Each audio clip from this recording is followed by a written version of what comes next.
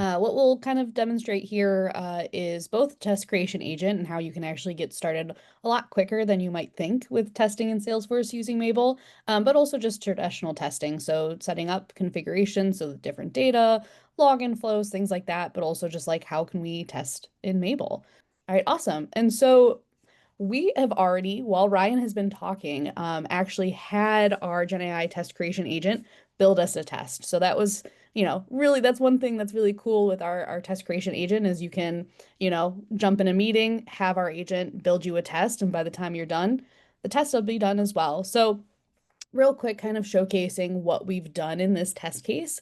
If I click on this edit test prompt, you'll see what the prompt is that I provided our agent. So we log into Salesforce. We're going to navigate to opportunity and we're going to create a new opportunity.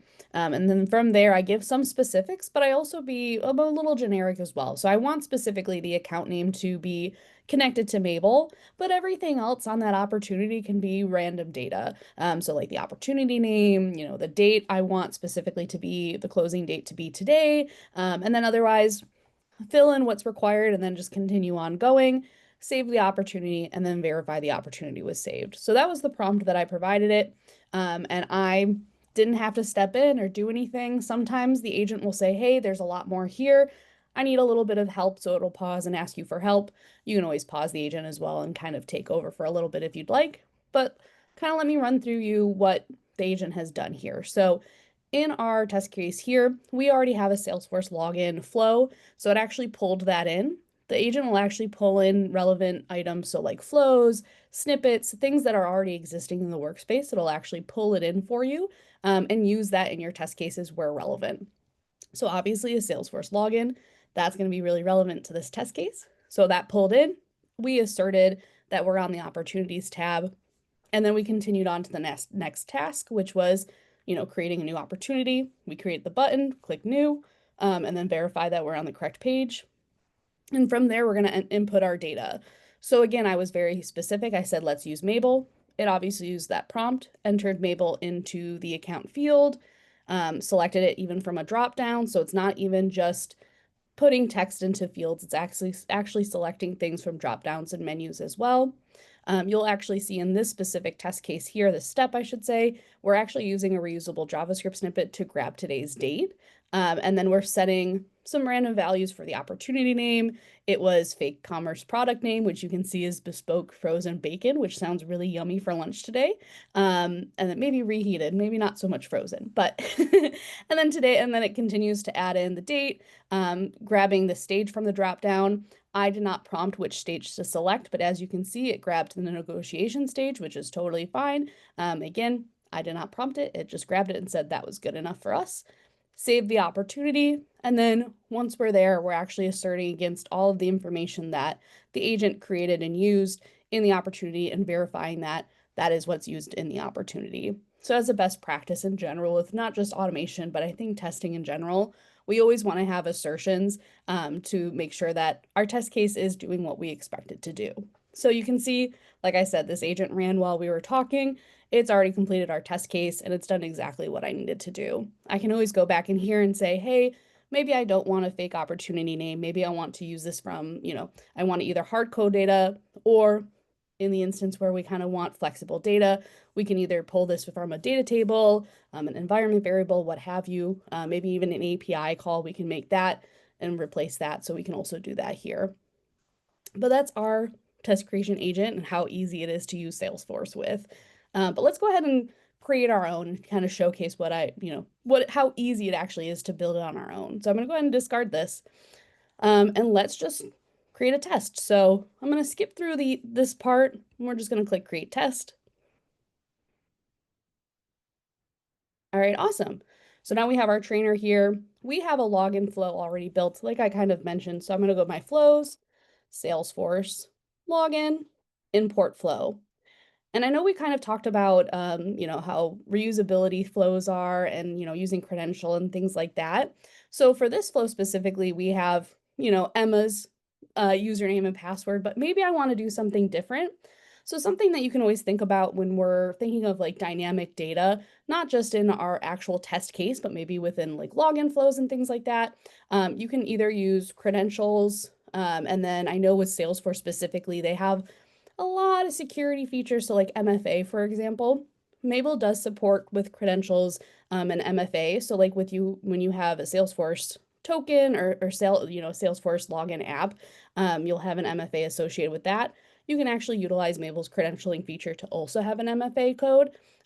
Or you can always use email. Mabl does have its own mailbox, so you can always set it up through that. The other thing you can think of too is with a parameter. So I can always set up this flow to use a different set of parameters for my username and password. So for example, if I do, just keep it easy, we'll do this. We'll do a username flow variable here. I'm just going to play this step just so it initializes that variable. And then I can go and actually replace the existing flow email that's being used with our flow username. And this makes the flow a little bit more dynamic for future use cases, because then maybe I want to use my username, maybe Ryan wants to use his in his testing. We can do that. But we'll keep it pretty simple for now. So let me go ahead and just play this flow real quick so we can get logged in. Actually, let me play this step, and then we will play this step just so we're kind of getting quick on here. Make sure we're not recorded. Oh, it doesn't want to pull. Let me pause my screen share just so I can get my password in here. I don't want to leak any passwords here. So let me log in. All right. I'll go back to sharing my screen. Alrighty, so let's get out of this opportunity that was created as part of our Gen AI functionality, and let's get started. So say we are arriving on our homepage. Let's actually switch to a different opportunity or a different section of the web page so that we can show how we can navigate to our different fields. So what I'm going to do is I'm going to go to this sales, and then I'm just going to type in opportunity. I don't even have to type in the full word. I can just type in op or something similar, and I'll see that that's in the dropdown. I'll grab that. Now, what sometimes happens is there might be elements that are very similar to each other, specifically in those Salesforce applications. So what I would always suggest is coming to this configure find step. It's any element that we're interacting with in Mabl. You're going to always see this configure find.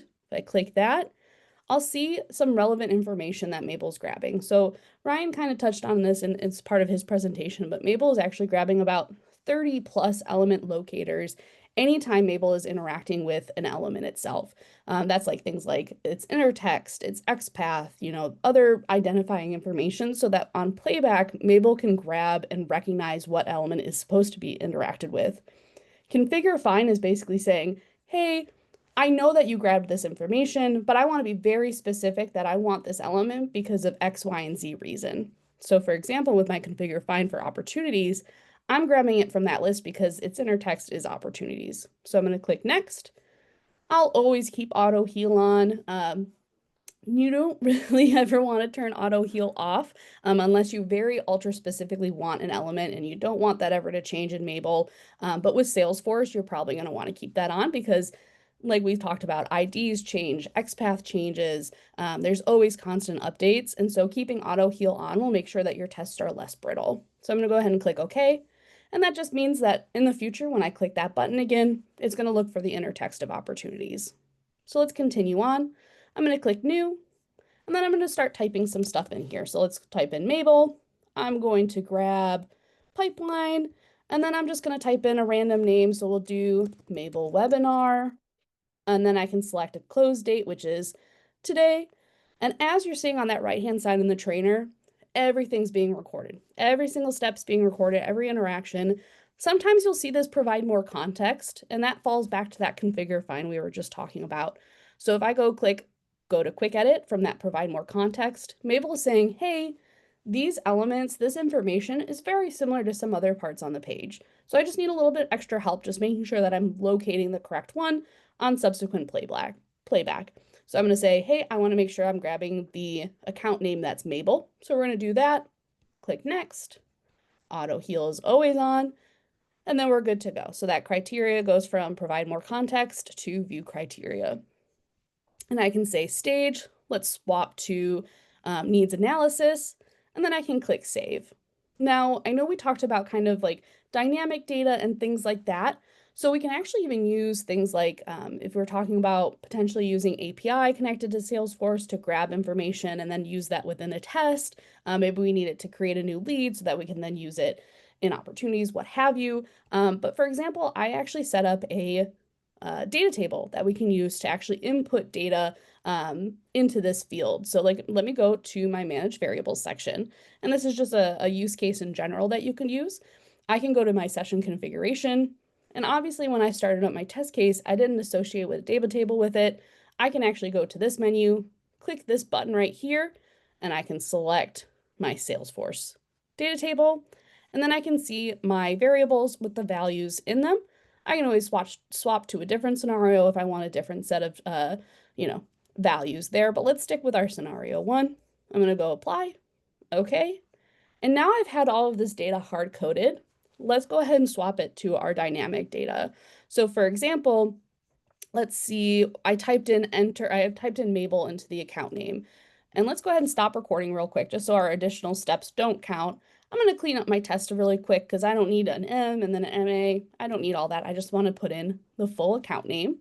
So I typed in mabl here, but what I can instead do is swap from a string to a variable, and let me grab my data table account name, mabl. And now if I swap back up here and I exit out of here, and I kind of click out here, if I go back to this, I can play this step. And now instead of that hard-coded value that I was using, it'll instead use the data table value. And now what happens though when I need to select an element from a drop-down, and I'm not like necessarily typing into it. So let's swap to the stage where I believe I grabbed this one. So we're going to swap here. Nope, we're actually going to, what am I doing? Configure find. Instead of this inner text needs analysis, because that's what we selected in the dropdown, you can actually use mabl variables within this field. So if I click edit and then I go double curly brackets at, I can see a list of the current variables being used in the test name. So if I swap on down, I'll do stage. And so what I can do instead is click this. If I swap this back to none and I play this step, it'll open that menu and it'll grab the proposal instead. So that's a couple ways that you can use different data and do things fun like that. So let me continue on. So we selected mabl. Actually, I did not actually select the mabl account, so I'll probably want to do that real quick. And then similar to what I showed with stage, you can do that on any other sort of field in mabl. If I also want to showcase real quick our find elements. So I think Ryan briefly touched on this as well, but mabl is a low-code solution, not no-code, and that's going to be really important in Salesforce. mabl inherently is going to do really well with things like shadow DOM and iframes and all sorts of other fun stuff that Salesforce is relatively difficult for other tools to navigate with. But one thing that you might sometimes run into is while mabl can interact with elements, maybe we want to be very specific on the sort of element. And so while we generally say, let's shy away from XPath because that's an absolute, and with how brittle Salesforce can be in terms of changing their IDs, their XPaths, all sorts of fun things, while we can stray away from XPath, we can still use potentially CSS. So for example, if I do a find elements, this is going to bring up the web page itself. And what I can do is if I got this correct, I can provide a CSS query and it'll actually locate that element. And instead of a click action, maybe I want to enter text and I can say enter $100 or something similar, and it'll input that text there. I can also, similar to that, I can make an assertion this way. I can send a click action. I can do a couple different things in this find elements menu. But that's going to be really important if you want somewhat specific, but you want it still flexible in terms of how Salesforce identifies their elements. Now let me exit out of here and let me go ahead and just click save. So now I've created my opportunity. How do I validate this? Now, obviously I can do just a regular assertion. I can say, hey, make sure my assertion matches my opportunity name. So let me go ahead and click OK. And it's going to say, hey, I'm going to assert against this specific element. We're all good, or it's going to fail, what have you. It passed, so we're happy about that.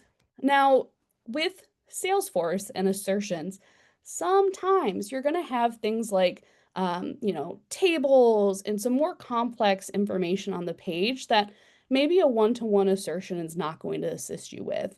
And that's where our Gen AI assertions are going to be really helpful. So if I go to my assert and I can do a Gen AI screen capture, and it's going to look at the entire page. And now I'm going to say, hey, I'm going to give you some information and I need you to validate that information. So I want to say verify that the opportunity, we'll just say op. We'll see if it picks that up. We'll see. Verify the op name is mabl webinar and the close date is August 28th. Let's see if this works. We'll go ahead and test assertion and we'll see if this works. So what it's going to do is not just verify a one-to-one assertion. It's not going to say, I'm only looking at one specific thing, which is what a normal assertion in mabl does. We have to select the element and then provide the criteria in which that assertion needs to pass or fail. But with Gen AI assertions, we're saying, hey, look at the page and then take the context of that page and provide me a response as to if this is valid or not, if this is true or false, pretty much. So what you'll see here with our Gen AI assertions, it's actually going to break down the prompt that I provided, and it's going to break it down into its specifics. So it's going to say the opportunity name is mabl webinar, and the close date is August 28th. It passed, and so it also provides us a reason for that pass. So it's going to give us, in this case, a lot of information as to why it passed. And so like a normal mabl assertion, I can also change the failure criteria, but we'll just keep it basic for that. And then again, as a best practice, always finish your test case with an assertion just to make sure everything is in the right place and we're all set there. And then, like I said, just one last thing before I get out of this demo. What's really going to be important is also that auto heal. Auto heal is going to really pick up in Salesforce because of how dynamic those IDs are. So if you ever see something, you're like, hey, I'm not sure if mabl is going to really recognize something like this, that's where that configure find is going to be really, really super helpful. And I think that covers it for the demo. So I'll pause here. I don't see any questions in chat. I'll pause real quick. Any questions before I hand it back to Dennis?